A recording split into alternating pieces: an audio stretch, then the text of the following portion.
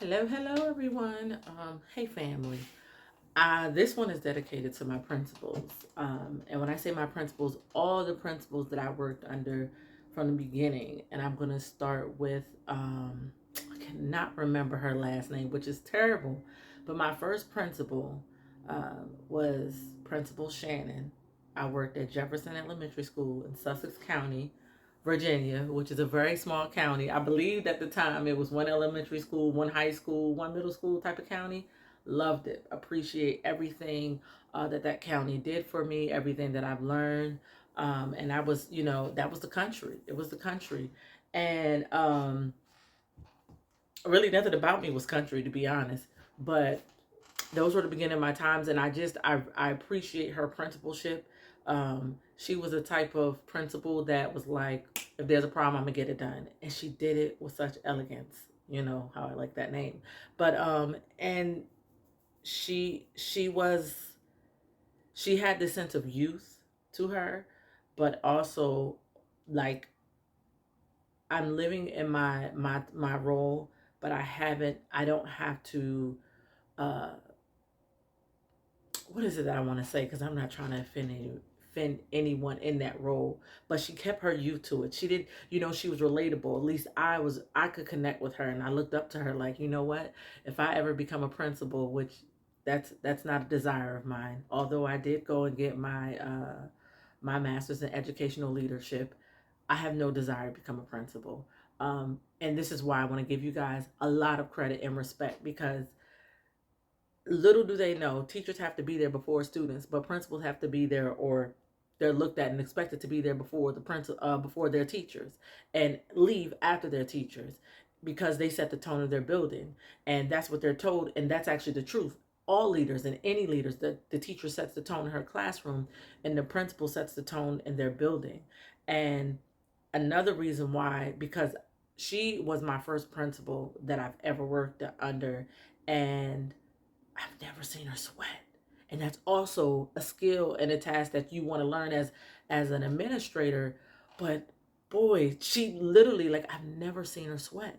Like, I didn't know, if I only had her as an example of principal in my early years, I'm like, oh, I would love to be a principal. I wouldn't mind it because she wore her job so well and her responsibility so well. So kudos to her. I don't know if I ever told her this, but I appreciate you and I look up to you. And I wonder where you are now in life. I know you're doing something, running something, or now relaxing. My other principal that I worked under, because I was still in Sussex County, um, I can't remember, and I'm sorry because I do appreciate you guys and love you, but I cannot remember. But they merged at this time. It was interesting because it's the elementary school and the middle school merging, becoming one. That was that was interesting. Now rewinding back, I understand the dynamics of why that was such a big deal, right? With accreditation and all that stuff. But anyway, we made it work. We became one family, and under this, we had a principal and assistant principal. I remember my assistant principal because she worked directly with me, right? This was my second year, really my first full year as a teacher because I took over and at the other school. I took over a teacher's position, and that was like my experience. I'll share my story one day, but this is for my principals. Dr. Blackwell. I remember her first name, but I'm probably gonna jack it up. Sean Real Blackwell. When I do this right here, because that's whenever I say her name, this is what it makes me want to do. Like, let's get it done. Like, it might be hard, but we're gonna get it done. I remember when I first came in. Remember, math is my thing. Writing was like, I had no idea. I'm like, how in the world do you teach a person how to write when it's so subjective? Like, that was my whole idea. And this was my first years of teaching. She was that one. She put me on this plan. And I remember, like, she wore her principal under her was like, girl, let's get it. We got it. We gonna do this, and straight, uncut, raw, like, just give it to you how it is, but with love. And I took some, like, I connect with that. Like, I connected completely with that. Like, yes, I needed that. I respond well to that, me as the type of person that I am. And I respect her for that. I respect her straightforwardness. I expect her being honest, saying, yes, it's not easy, but yes, you're going to get it done. And not only going to get it done, you're going to do it well. And, um, and I did get it done, and I believe I did it well. and under her mentorship, and she might not know this, but she was a mentor to me, so I appreciate her for that. So right after that, where did I go? I went to Achievable Dream Academy. Man, I cannot remember her name. And I loved her. When I tell you she she was like, she was so chill. So you know how they say women are emotional, da da da. First of all, take that label off, okay? Because human beings are emotional beings, okay? You we humans have a tendency to label things, especially when they need to identify it. Okay, they don't have a way to identify, say label it. Anyway, she was so cool and laid back. Talk about sweat. I don't think I've ever heard her raise her voice. Now, mind you, she's the principal, and this was at Achievable Dream Academy in Newport News, because I know they now have one in Virginia Beach, and um, let me see what years this was, because I cannot remember. And when I'm gonna come back and I'm gonna shout out all the names I forgot, because I definitely want to give you respect and the credit that's earned and deserved, because I was under your leadership, and many of you were mentors to me. I mean, direct mentors. Um, and I loved her, and she saw something in me that I didn't see. And the thing that she saw in me was, um, coming from Sussex, I worked with fifth grade, and I stayed in fifth grade. Fifth grade was my comfort zone. She took me out of my comfort zone, and she put me in first grade. But let me tell you, I learned so much that year. I also, because I was pregnant with my daughter, my first daughter, and so mind you, by the time I went to that grade, first grade, my daughter was also around that age. So for me, that was taxing, that was tiring.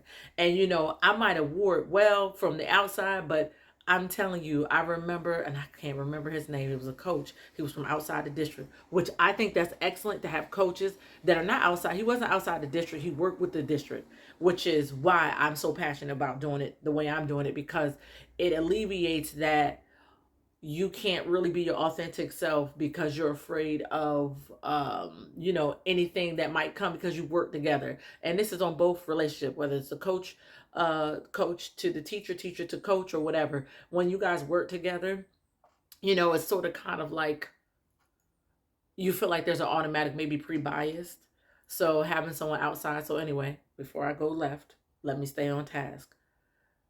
At Achievable Dream Academy, I'm coming back on here to shout her name out. She was laid back. She didn't left. She didn't stay my whole term. But under her, she saw something in me. She put me in a first grade, and she's like, "Yeah, you should think about this." And she motivated me. She challenged me by putting me in the first grade. And then people were like, "Oh, you're getting promoted when you move up." I was like, "No, that's my comfort zone. Okay, that I can do. All right, it's the little ones." And I appreciate that, because I would have never had that experience. I would have never understood really teaching a child how to read. Like, in fifth grade, the expectation is that they are readers and you're just helping them become better readers, right? No, I now had respect. She gave me a level of she gave me an insight, the ability to learn. Like, we didn't break things down to phonemes and all that stuff, like all the technical language and the semantics of our English language. You really deal with that in first grade. And no, you don't use it with the students, but in order to teach them these skills, you have to understand. I remember that I was sitting in the reading meeting, like, you guys sound like you're speaking a different language, and I've been teaching, and I'm not like brand new, and I've been teaching fifth grade. So why is this so new to me? I've learned so much that year, and I appreciate her for that. And I did eventually move up. I moved up to fourth grade, and that under her, and I appreciate her cool, laid back. She was so cool and laid back. This is my experience with her, and her leadership was the bomb. Like, she was able, and I believe she was great at scouting her talent and seeing people's strengths, which is a great skill to have, especially as an administrator.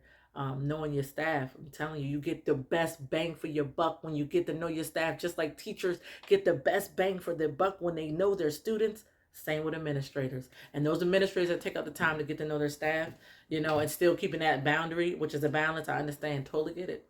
It's not an easy task, but for people to understand, like, yes, we're cool, but not too cool, and remember that, So I understand that under her. Now we move after there. I moved to DC. Whew, that's a different world, okay? And I came under Huggins, and she was a principal. She was cool. She let me step into my leadership role. So her leadership style was more laid back, and so I appreciate her for putting me in, like, as a teacher in Virginia, everything's like everyone has a title and each person did their job. Like, teachers taught. Then we had people field trips. They had a task for that. Oh, in DC, it was not like that. It was like, okay, you set this up, you do it all, you make the phone calls, you set it up, you do an assembly, you do, like, when I tell you, and I'm not saying I'm not going to stamp DC for everything, but the school that I was at, I had a lot of leadership opportunity, and I stepped into it. I stepped into it, like being on certain committees, helping with hiring. Um, I even went to it was a leadership development. It was just for principals, but our other principal was out at the time, so she decided to take me, and I learned so much. And this is why, like, I got another view and perspective on principals, but I also see the weight. Like, people don't realize what they have to take home. Like, we take home our class, but they take home the building. We got to come early, but they come before us and then leave after us. And we also have to remember they are human. They also have families and children and husbands and wives. So being able to hold that, like, when I got a true insight in what it is that they're doing. Oh yeah, and they have to be there all year long, and that was that completely deterred me from wanting to be there, because I'm big on balance, and I like the idea of having summers off and being able to then give to my children what I then give to everyone else's, because I spend 8 hours in a day with others, which I actually had absolutely no problem with. But as I got older and had my own, I realized that I am not able to give to them what I then give to others, and I don't ever want to stop. So also explains my transition into where I am now. So kudos to all my administrators. Another one at DC. Um, and I didn't forget your name. I know you. I just it slipped my Golden. Principal Golden.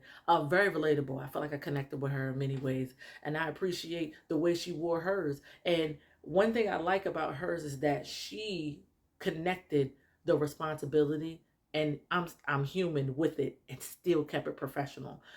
So I give her credit for that, because you know she wore her truth and professionalism with it, and it allowed you to connect. Like, I felt like I could go and talk to her, and just be like, yeah, because she was also a mother. Um, and that played a role, because although I don't know how many of my administrators were parents, but many of them, like, it was to keep that line, like, you didn't get to know too much about them personally. But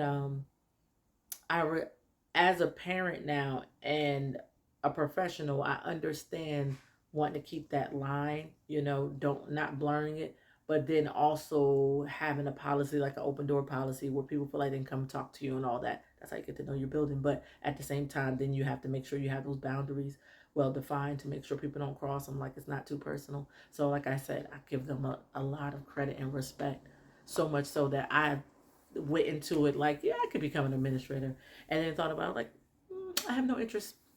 No, thank you. It's a lot. It's a lot. It's a lot of paperwork, politics. You're dealing with things behind the scenes that, as a principal, you just can't share and talk unless you share with other administrators that understand your pain. But it's not like you go to your staff like, yeah, I just went to this district meeting, and they're talking about the stats of your building, and you have to wear it. You wear it, good and bad. So of course the good, you don't mind wearing that, because when your staff shines, you shine. But then when your staff is not shining, you shine, and you're trying your best to find that balance to build up your building as well as yourself. So this was not supposed to be that long. I'm so sorry. And I'm pretty sure this is not for everybody. This is really a dedication to the principals, and I'm going to try my best to find you guys so I can send it to you, so you can know that I appreciate you. My other principal that I worked under after that was can't remember, but I gotta come back. I'm probably gonna remake this video, because I don't like the fact that I can't remember those who really had a true impact um, on me.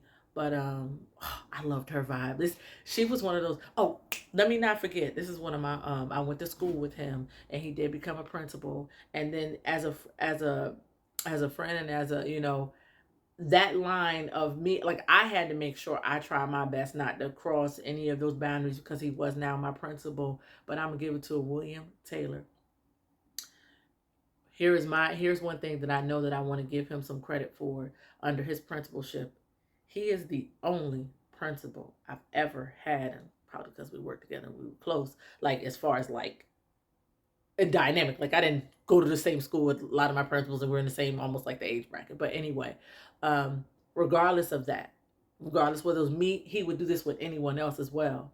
He's the only principal I know that if his staff is short, he going in that classroom. He gonna go into the classroom. If you can't find a sub, he's in that classroom. He was that person to practice what he preached, which is big as a leader, period. A leader in anything that you do. If you a track coach and you can't run fast, it is kind of hard. Okay, you can. And yes, there are many coaches who are not in a position to do what they used to do, or maybe they never did, or But the respect that you get when you are able to model and practice by what it is that you set and what you preach, it goes further. And I'm just going to say it goes much further for your ability to say, listen, here's how you establish yada yada yada, and then you don't know how, let me show you. The respect that you get from being able to do that, he has that. He has that. And I'm not saying that any of my principals didn't have that ability. They didn't have to, but you know um to have the ability to do so when it's needed, it was really big. And I respect that. I will always give him credit in that aspect. Always. He will jump in the trenches with you, roll your sleeves up and say, okay, we're going to do this with you. um and that's powerful for any kind of leader to do that, and get get sweaty with your teachers, or with whomever you are leading. So him. And then um Langley Elementary, she did it with such grace. She did. She was the one, like, I was looking for something, right, that I wasn't getting, you know and she was that one person that gave it. Like, everybody, because it's different in DC, because they don't have they're not a state.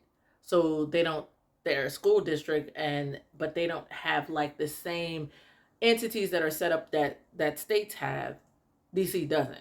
And I feel like that missing piece is why some of these things fall through a little bit the way they do, right? So anyway, she modeled whatever it is that she was expecting. She liked to give an exemplar. Isn't that what they want you to do as a teacher? What you should do?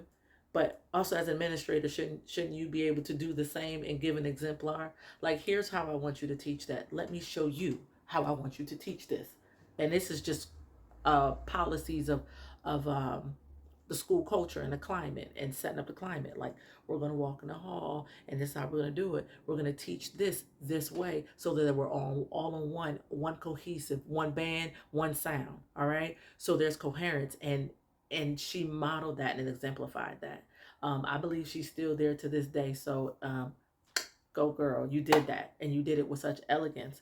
And I just, I also felt like I could connect and relate with her as well. And I appreciate her. I had so much respect for her. Like, you know, um, there's many principals that I would work under again, and she is definitely one of them. Work under, work with, partner with. And now I don't plan on working under anyone. I plan on partnering and working with, and helping us build the school. Um, yes, and using my expertise to help and give back in that way. So yeah, so I appreciate every single last one of you. What you do is not hard. I mean, it's not hard. It's hard. It's not easy, and it doesn't go unnoticed. And many people probably don't say it as much, and some people don't want to seem like they're kissing, whatever. But me, I tried my best, and as I understood more, I did it even more as I got older and became a more seasoned teacher, to show my principals appreciation, especially when I noticed. Now, I didn't forget. There's one more. I went to Fairfax. Okay, I left DC and I went to Fairfax, and I love her. I love her. She is so like, she's that principal that smiles and she wears her smile and is genuine. But I also see her wear her smile to help other people, uplift them. And she wasn't all there.